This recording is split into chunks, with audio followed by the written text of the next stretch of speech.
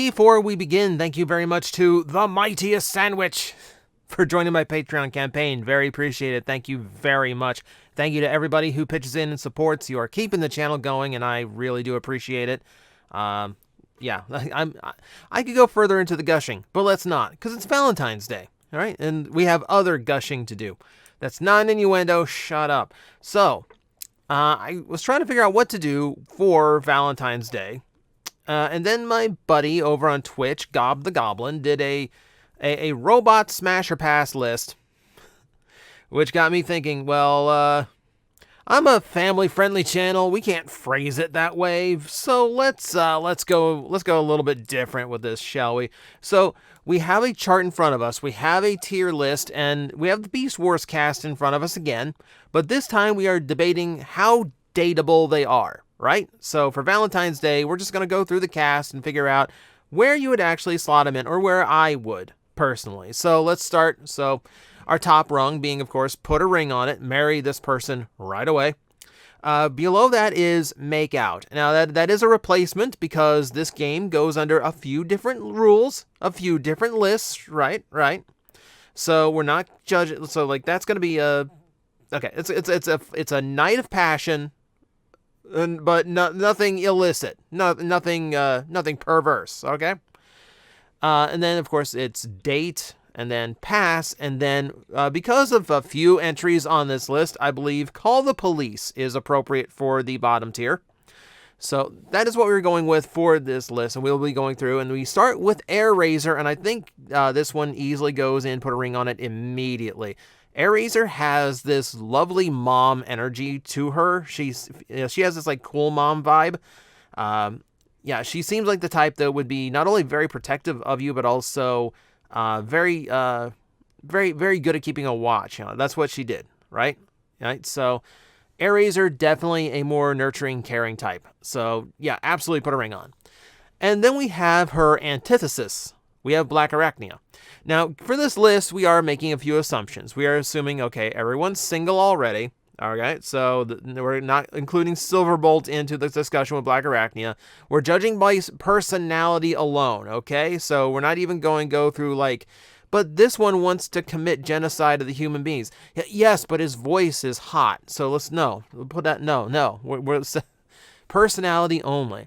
And also, for the case of Cheetor, he's at least 18 for this list, because I know he's something like the teenage character. But we're not doing anything weird. Don't worry. But for Blackarachnia, you would not want her around all the time. That'd be a little bit too dangerous in a long-term situation. But she's the kind of crazy that would be fun for one night, right? So I don't know. I wouldn't just date her. Like, I mean, she's the femme fatale. It's too hot to just date, right? You got to go just a little bit farther than that. Cheetor, oddly enough, is a pass. Not even date material. You know why? Because Cheetor, personality-wise, is geared toward trying to prove himself and trying to show just like how he is worth attention. He is he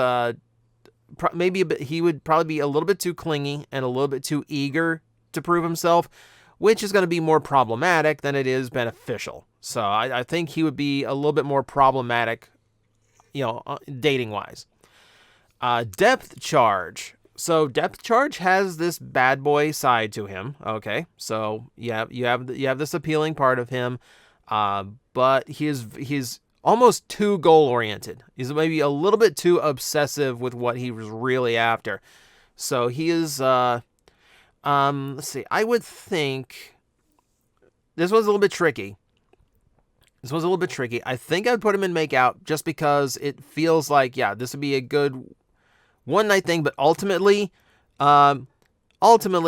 he's focused on someone else and it's not you. So once just to say you did it, right? Dinobot 2. So Dinobot 2 is a hard to read. He's very territorial, he's predatory, but he's also He's also very much Megatron's underling. Like that is like a little bit too loyalistic to one approach. So I would put a pass on Dinobot 2, and it's not because I think he'd flay me in my sleep. No, I just think that he just falls a little flat, and he comes across as like the one you date because the one you really want isn't there anymore, right? And speaking of, there is Dinobot himself. So Dinobot, I think a date with Dinobot is fine. I mean, Dinobot, but you also have this thing where he lacks commitment. So he has commitment issues, and also he feels like he's a little bit too stick in the mud. He feels like he's a little bit too hung up on his honor code. So I don't think anything more fun than a date would even happen with him. So between that, and I wouldn't put a ring on him because he has trouble figuring out, his commitments. So we'll leave it at that. Inferno, and this is going to be weird. But hear me out. We're putting a ring on Inferno. Okay? We just have to. And I'll tell you why. Because he is fiercely loyal. Fiercely loyal, which is exactly what you want. And he is going to treat you like a queen no matter what your gender is. And we all want that out of someone that we are married to. Okay, yes, he's a little psychotic. Okay, fine, but who in a marriage isn't a little psychotic? Let's be honest here. I think the pros here outweigh the cons. It's hard to find someone who would have the loyalty of an Inferno. Megatron, likewise, I think you put a ring on because he is very goal oriented. He works very hard to make those goals come through. Very intelligent. Intelligence and well-spoken, very, very important with someone that you see as a life partner. Genocide aside, he is, he has a lot of good qualities to him. I would say the same for Optimus Primal in a slightly less maniacal way. He is a leader. He is inspirational. He is very caring of those under him. I think that's husband material, as far as I can tell. So I think he goes up there as well, just because based on that. Quickstrike. Okay, so Quickstrike is the kind of date that he thinks he's hot stuff and he thinks he knows everything to do and knows exactly how to do it. But oh my God, he is so far. He is so out of the ballpark here. So he is a pass. He He says he knows what he's doing. He does not. So we're not dealing with that. We're not even going to do that. No, swipe him away. He's done. Rampage. Rampage is a type that is going to steal your heart, and I mean that literally. You're going to have a hole in your chest. He is the one reason we have a call the police level on this tier list. No. Potentially cannibalistic. Very, very big anger issues, and no loyalty whatsoever. So he's got to go down there. He's got to go absolute bottom tier. Rattrap is okay. So this one's a little bit hard. Later seasons, Rattrap is maybe a date. He'd probably be cool to go to for like he'd be like a good casino date, right? Where like you just go and just gamble away, have a good time. We know from the series he is just a little bit too he's a little bit too party crazy when he goes to something like that by his own admissions. And really, I think he is a pass. I feel like Rattrap is the kind of date that would go to the restaurant with you and you'd have the meal, and then before the check comes, he'd go to the bathroom and crawl out the window and leave you with a check. That feels like a Rattrap date to me, right?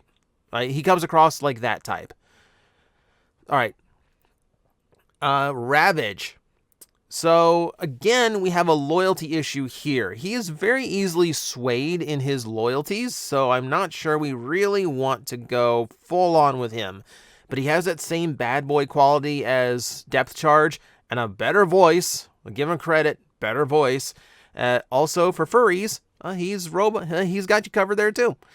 For Ravage, though, I think it's a one night just to enjoy that accent, and then you let him move on.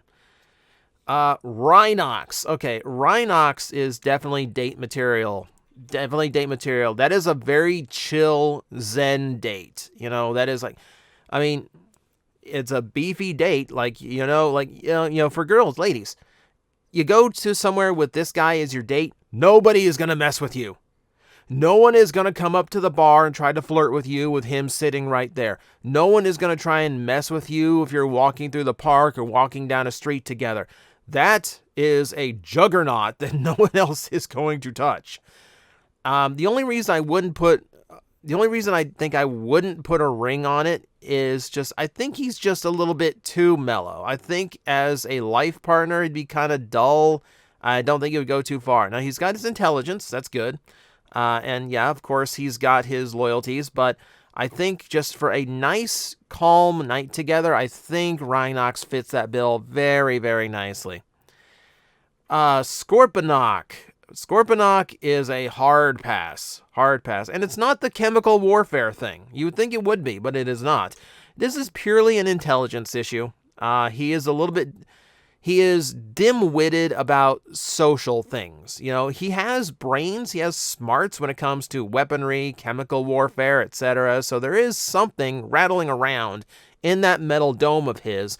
But for the most part, he is just a little bit too dim-witted. And I don't think he would be interesting on a date, and I don't think he'd be interesting going any farther than that.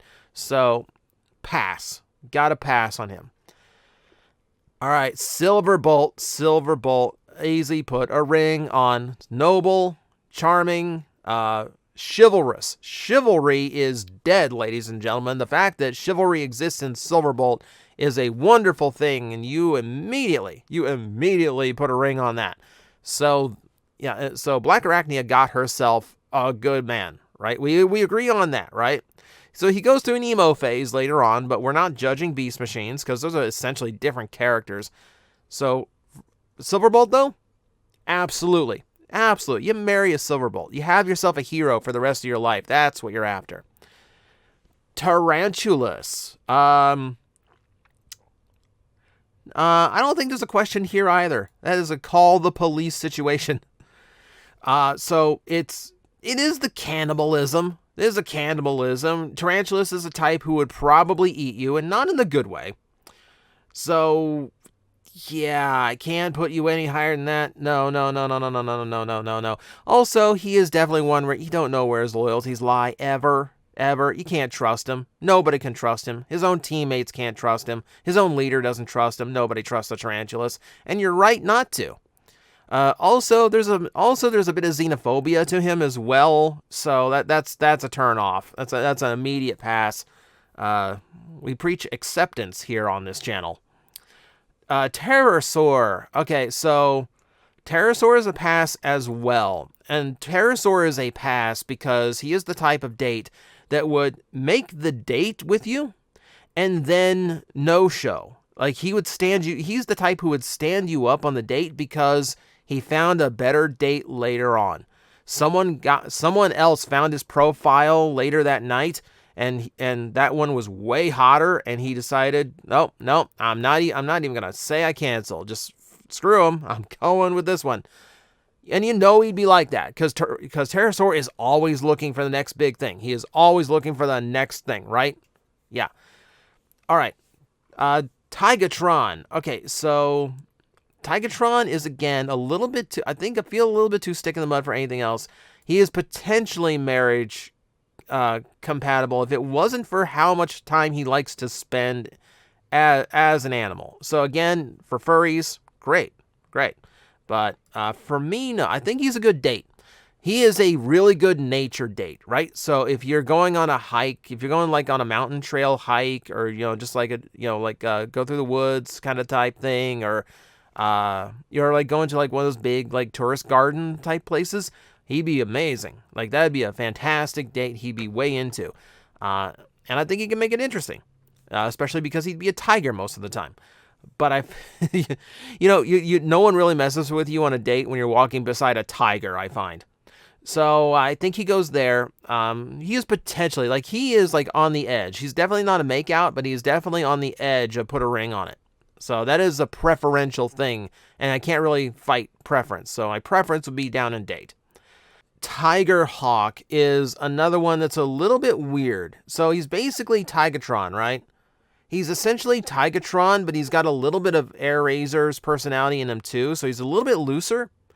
So I think he also falls in the date category.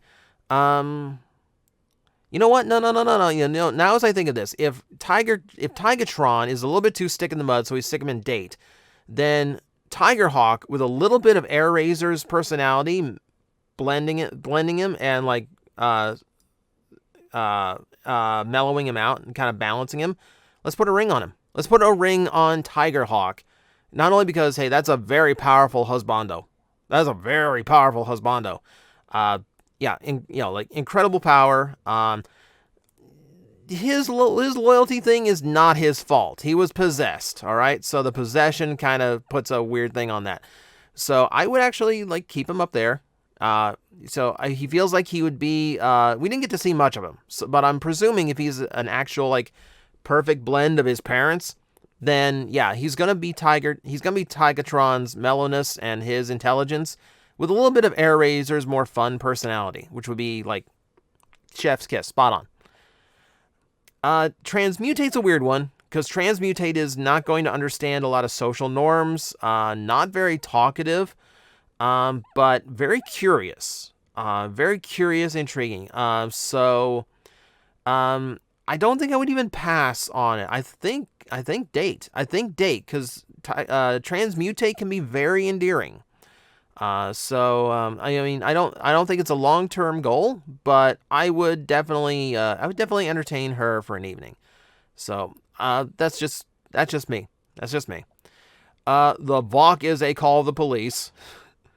Too goal-oriented again because, they're willing to sacrifice an entire planet and all its inhabitants for the sake of an experiment. That's already not good. So I think, I think that is definitely a call of the police situation. Right.